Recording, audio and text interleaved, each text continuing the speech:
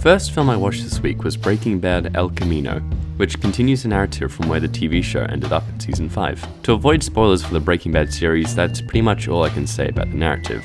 But before moving on to the next movie, I'd like to say this. El Camino serves as a nice little epilogue, but as far as conclusions go, the final episode of season 5 provided a much better ending to Breaking Bad as a whole. It was also nice to see Jesse Pinkman finally get his happy ending. Out of all the characters in the show, he's probably gone through the most pain. So yeah, nice ending to Jesse's character arc, and overall, good experience. After that, I saw that word there, which is a very interesting film. Throughout the entire duration, there isn't a single line of dialogue, yet it still manages to tell a rather compelling and comprehensible story.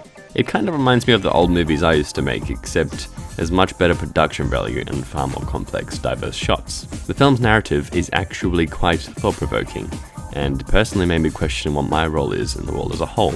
I definitely recommend you check out this film if you haven't already. It's on Stan, so if you got Stan, you know, Next film I watched was Christine, which is a film I really wanted to love, but I just couldn't. The film is about a teenage guy who restores an old car that he finds himself memorized by. The car itself has some sort of consciousness and begins to go on rampant murdering sprees. For a film revolving around such a simple premise, the narrative moved rather slowly.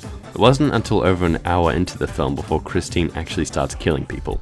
The whole film's execution of events felt very clunky, the third act especially. I understand that making an action scene between a car and a bulldozer wouldn't be easy, but still, it's like 10 minutes of these two big vehicles slowly driving into each other. It's not very riveting.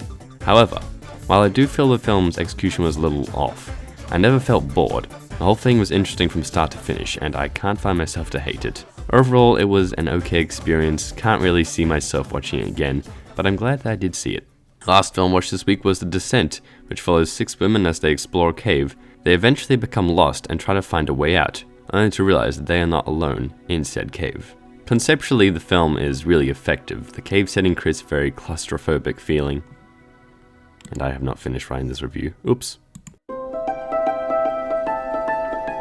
There were a lot of moments that had me at the edge of my seat. However, the film falls short in an area that many other horror movies do. The characters. They're not good.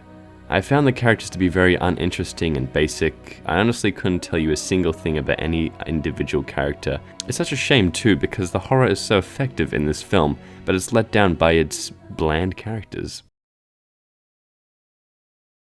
Jesser, where is the cocaine, Jesser? My wife, Jessie, she left me, Jessie. Where is the cocaine? Where is the saucy Among Us Happy Meal? Hey yo, Mr. White, I don't know where the saucy Among Us Happy Meal is. Oh yo, Mr. White, the cocaine, Jesse. I don't go cocaine, White. The cocaine, Walt, hey Walt, you sassy baka. Yo, Jessie, my wife, Jessie, she left me, and she took the kids, Jessie. Where is the Among Us Happy Meal? This is fucking stupid. Going trick-or-treating? Suck my fucking ass, you goddamn stuttering fucking parrot! Fuck off!